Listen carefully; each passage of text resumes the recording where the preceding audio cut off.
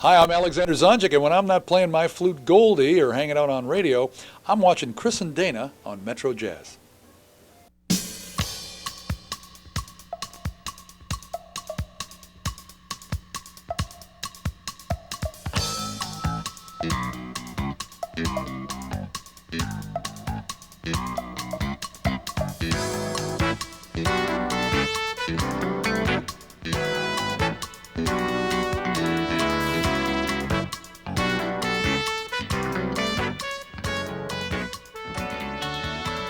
For years, smooth jazz, V98.7 has played a vital role in satisfying listener demands for smooth jazz. The morning show serves as an anchor for the station in getting out those smooth jazz vibes. Metro Jazz spent some time at the radio station to get a behind-the-scenes look at the personalities there and how they came to be in radio. We're here at Smooth Jazz, WVMV, a station offering a cool mix of contemporary vocals with smooth jazz instrumentals. Now, Detroit jazz fans have very few places to go to hear their favorite artists, and Smooth Jazz is the most widely recognized jazz format station in the city. But what is it like to be a radio personality here? What's involved in putting together a show for Smooth Jazz? Well, Metro Jazz takes you behind the scenes to give you an up-close and personal look on how that's done. Hope you enjoy. Now, we know you love the smooth jazz here. It's why we have a charity CD Volume 5. And, of course, it also means we're benefiting the Rainbow Connection. How about getting 12 smooth jazz hits on one CD? Boney James, Al Jarreau, Bonafide, Kim Waters, Warren Bernhardt. They're all right here on this charity CD Volume 5. And, we're all laughing here because we have a little bit of filming going on. So I was posturing. Is that what it was? To the camera. I was posturing in front of it. $14.98. Pick up that CD at Harmony House, Sam Goody, Dearborn Music, Chantilly Records, Street Corner Music, and once again, benefits for the Rainbow Connection. And it's sponsored by Farmer Jack. I love this music. I mean, it's been, it's not a stretch for me to be presenting or disc jockeying or whatever they call those guys. This music is great music. The radio thing was the result of Tom Sleeker, our program director, who's just the greatest guy. And I don't say that because I know he might watch this. It's because here's a guy who comes from out of town. He's not a local guy, and starts building this station. And we all know the success that this station has had. And then he comes to a few of my performances, knowing me as an artist, and just recognizes something in not just the ability to perform, but in my dialogue with the audience, the rapport, because I love to give these folks an experience. I mean, you talk to them, you tell jokes, you throw CDs in the crowd. They can sit at home and listen to your CD. You want them to have an evening or an afternoon with you, And I think Tom recognized that and the humor and everything, and just came to me one day and said, you ever thought of doing radio? And I had thought of doing radio because I did a lot of TV in the late 70s, 80s in Canada on CBC. When I think of radio, I was thinking maybe an hour special now and then. I had no idea he was going to pitch me on doing Morning Drive. And so we did a 2-day trial, and all the credit goes to him. I told him flat out, I don't know if this can work. I don't know if I'm any good at this, And apparently it's worked. If I sound relaxed in the morning, which I think I do because I am, and if it appears to be an easy thing for me to do, it's because of these other folks. I mean, first Kevin Sanderson, because when I first started here, I had no Radio 101 experience. I was the musician who was on the air. Granted, I knew the music and all that, but I couldn't tell a story in 2 minutes if my life depended on it.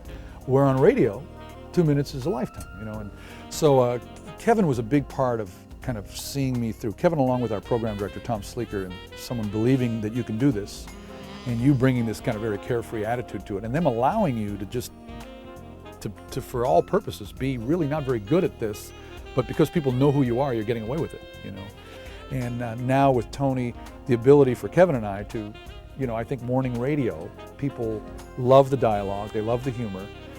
It can't always be the world as two guys sees it. I think it's always nice to have a female's point of view. And for us, I think it works very, very well. We're, quote unquote, the baby boomer group, so we all relate. We have the same types of memories, a lot of likes and the same dislikes for the most part. And it's great to get opinions, I think, from the female side, which for a while they didn't have.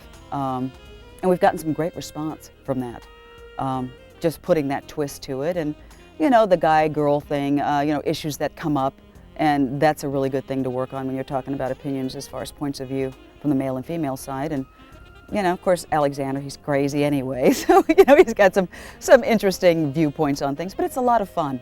And if anything, I think it balances out the show in the morning.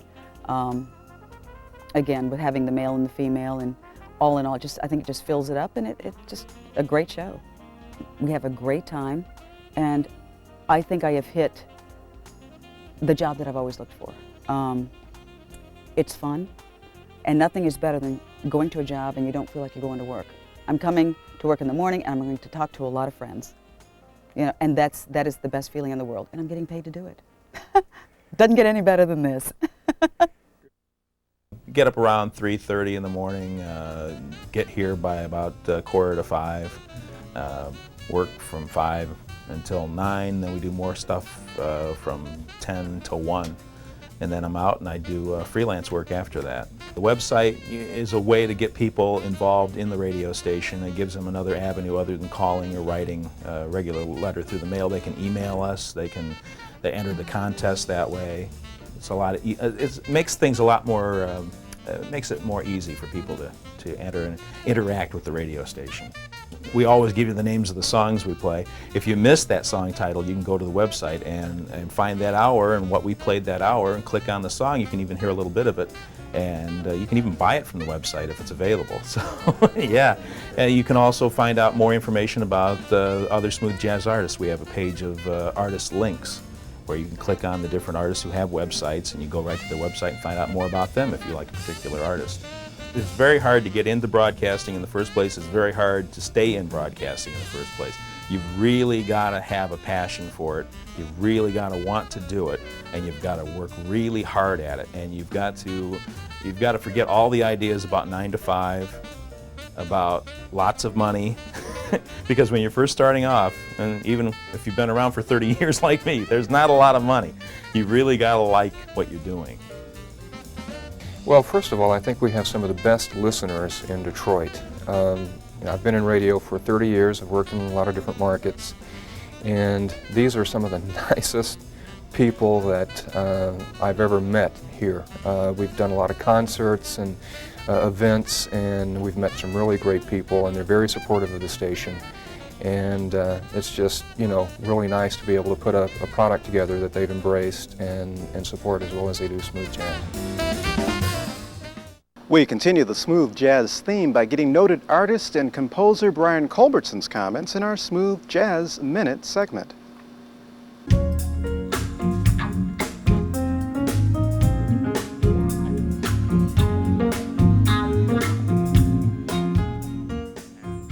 I started, you know, playing piano and drums and bass and trombone. I played a lot of different stuff, you know, through high school and college and everything. And I just kind of concentrated more on the piano and writing aspect of it, and just writing songs and everything. And so all my stuff is original stuff, and it's kind of what I do.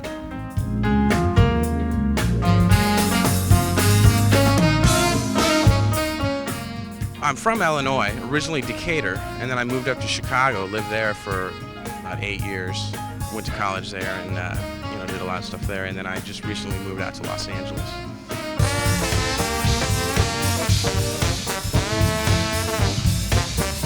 I heard a cut, I think it was on Bob James' album, that I really liked, and then I looked and I think you had arranging credits? Yeah, I co-wrote a couple of Bob's tunes, so that was a great thrill for me. You know, it was Bob James, a guy I've looked up to ever since I was little, you know, so it's very cool.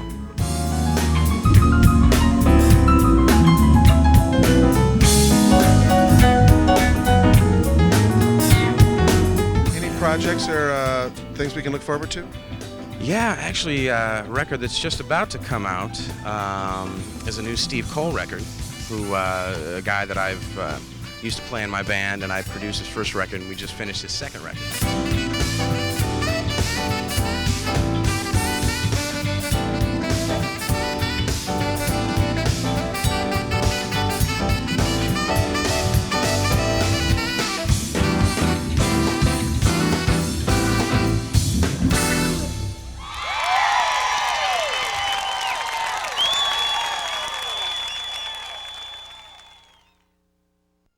Even though WVMV personality Alexander Zonjic has added the title radio personality to his repertoire, he is still the consummate musical artist. Here's a clip of Alexander at last year's Smooth Jazz Fest featuring Jeff Lorber.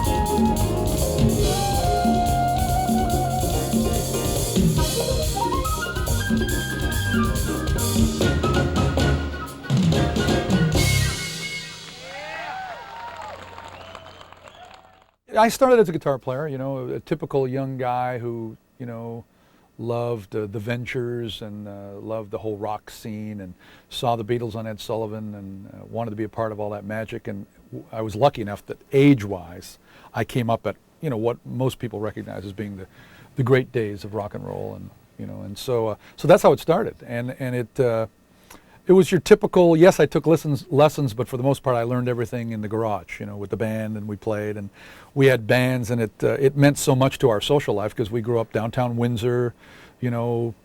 I'll flatter myself by saying upper lower class, you know, working class parents, but you know, we didn't have a whole lot. So music opened up a big world to us because otherwise we'd be getting in trouble for the most part. We'd be tipping garbage cans and trying to burn down the lumberyard. So it really was an amazing outlet for us. You know, I took my guitar lessons, played in those bands, and interestingly enough, and then went on the road when I was in my late teens with a rock band from Toronto. Looking to be a rock star, you know, and with this major hairdo and this, I had all the makings, you know. I looked like a rock star, but I came home to visit my parents, and a guy sold me a flute on the street, and it for the most part, it changed my life on a whole lot of levels. Meaning that I couldn't play it. I liked the way it looked in the case. He wanted $50. I only had $9, and he took it. And the obvious question there is, was it hot? And of course it was hot. It was, I don't know where he got it, you know. But it really was interesting at that point. Now I'm 21 years old, to all of a sudden go, wow, you know, I love this instrument. I can't play it very well. I don't have any natural aptitude. I try to impress upon people. It's not like I could play it all of a sudden. I had an amazing passion to want to learn how to play it. And next thing you know, I'm back at university and I'm studying classical music. And next thing you know, I'm listening to Bob James records. And next thing you know, I'm making records, and next thing you know, Bob James walks into Baker's Keyboard Lounge one night, 1981, late 81, it was fall of 81, and hears me play a Hubert Laws tune, Where the Wind Blows Free. You want to hear it? Sure. Okay, Where the Wind Blows Free goes like this. It goes.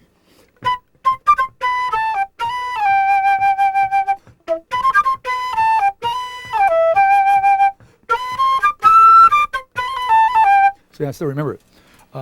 And Bob hears me play and comes up to me after the first show and says, I've been hearing about you, you know, which really kind of stuns you when you think your circle is so small, and all of a sudden here's this legend, you know, telling you how he's heard who you are, and says, listen, you know, we're going to Japan, and when we get back we're going to be playing Carnegie Hall. Would you like to join the band? You know, it took me like, yeah, about 2 seconds, you know, and I said, yeah. So that opened up a whole new world, and really kind of gave me a whole new commitment to this instrument here, which I struggle with to this day, but I totally love playing. I still love the guitar, don't get me wrong, but there's a different relationship that I have with this instrument.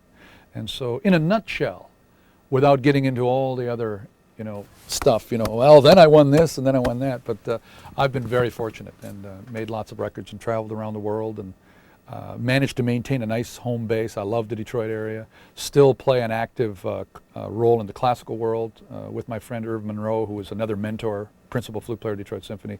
He took me into a totally different level altogether, playing wise, you know.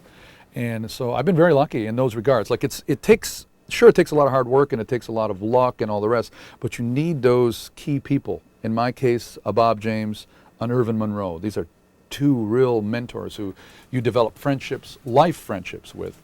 And I still am totally in awe of their abilities and still learn every time I'm around them. Metro Jazz viewers pride themselves on doing things with class. Class is definitely one way to describe the dining experience at Southfield's Excalibur restaurant.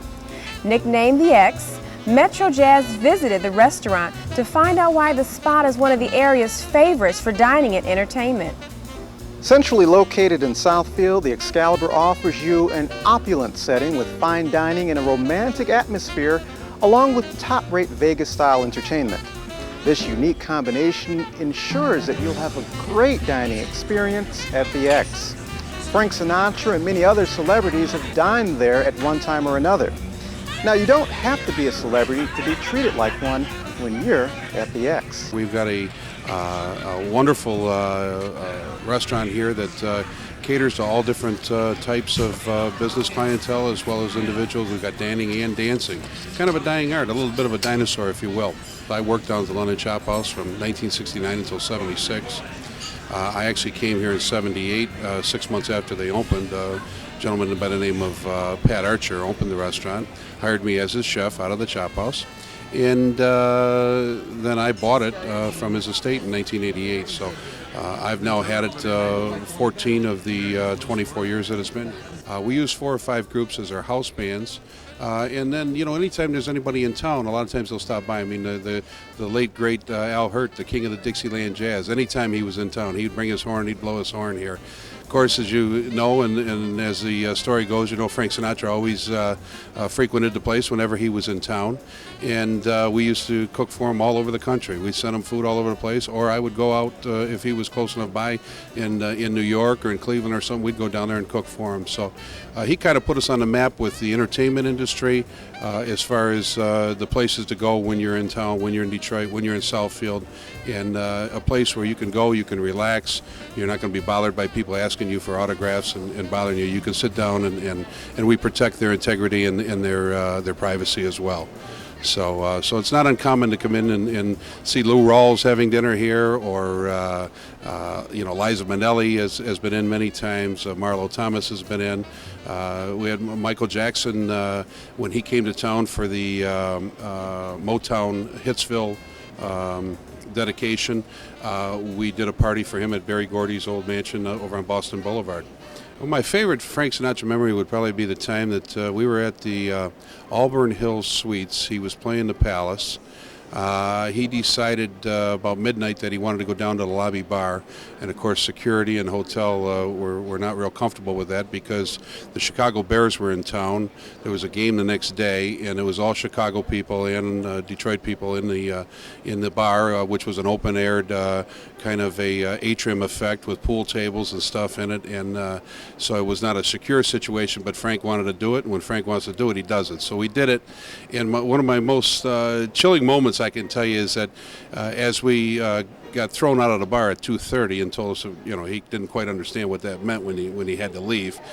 He was walking down the hallway singing "Set 'em Up, Joe." It was 2:45. No one left, just you and me, and it was just the three of us, Jilly and Frank and myself, walking down the hallway. And of course, the atrium effect. People were opening their doors, and they were really hooting and hollering and having a great time, knowing that Frank was singing on the top of his lungs, walking down the open hallways. So. That was just kind of one of the fun stories that I can really you know, get excited about every time I tell that story. We're here with Vincent Boulone, executive chef here at the Excalibur Restaurant, and we've got a beautiful table of prepared cuisine here to show our viewing audience. Vince, perhaps you can show us what each dish is. Yeah, Chris, we'll start out. This is a seared salmon with a caper and tomato beurre blanc, which is a white wine butter sauce over a bed of steamed spinach. This is salmon, like I said earlier. We sell a lot of it here. It's one of our signature dishes. Next in line here, we have a 24-ounce beef porterhouse steak, which is another signature item that we sell quite a lot here. This is a 4-pound Maine lobster, which is one of the larger ones that we carry here in a tank in the back kitchen. And we prepare those steamed or broiled, or whichever way a person wants them. This is our filet mignon, which is a tenderloin with asparagus spears and a port wine demi-glaze. And this is one of our most popular. Our fillets and our New York strips, a lot of our steaks are very popular. We sell more filet, I think, than anything else, but a lot of people like a good filet mignon. Moving along here, we have a house-made flatbread, which we make here on a daily basis. We serve this in all our bread baskets. The gabaladina is a sweet and sour Italian relish that I make here, and that's we use that also at the catering facility. It's got olives in it and pepperoncinis, and likewise it goes very good with rolls, hot dinner rolls, and crackers, that type of thing. It's a nice relish, and that's also available here if anybody wants it. We have a scampi maison, which means from the house, And this is a shrimp sauteed with garlic, butter, paprika, basil, shallots, garlic. I said garlic. Very pungent and, very garlicky sauce. Okay, and we serve a lot of those here. And then moving along right next to it here, we have our calamari, which is squid, which we cut into fine strips and saute it, lightly breaded. And we have a white wine butter lemon sauce that we put on the bottom of the plate and garnish it with some tomatoes and scallions and things like that. And both these items we sell a lot of here. It's one of our more famous desserts, Baked Alaska. And this is basically a sponge cake with a scoop of ice cream and like a pureed strawberry mixture on the inside, and then it's piped with meringue, fresh meringue around the outside, and then we flame it with brandy on the outside, and then pour chocolate sauce over the top, which you don't see the chocolate sauce here, but that's basically how we present it, and then the waitstaff pours the chocolate over it and flames it at the table, and it's there. And that's basically it. These are, at least 7 of our more popular items. Now that was tasty. If you'd like to obtain more information about the restaurant, go visit Excalibur's website at www.theexcalibur.com. Well, we've come to the close of another episode. If you haven't gotten our newsletter, please contact the station here at 248-354-5348 to leave your contact information. We'll be sure to mail it out to you. And as always, remember, Metro Jazz is music and life. Metro Jazz is you. We'll see you later.